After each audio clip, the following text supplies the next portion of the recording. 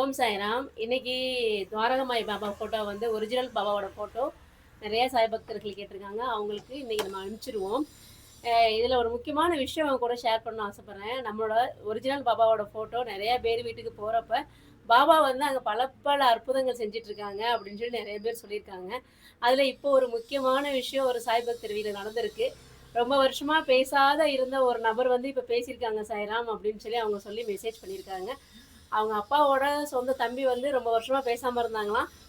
நிக்கிற பாபா வந்து அவங்க வீட்டுக்கு போன நேரம் அவங்க சித்தப்பா வந்து இப்போ பேச ஆரம்பிக்கிறாங்க அப்படின்னு சொல்லி அந்த சாய்ராம் வந்து மெசேஜ் பண்ணியிருக்காங்க. ரொம்ப ரொம்ப சந்தோஷமா இருந்துச்சு. இதுதான் நம்ம சாய்பாபா.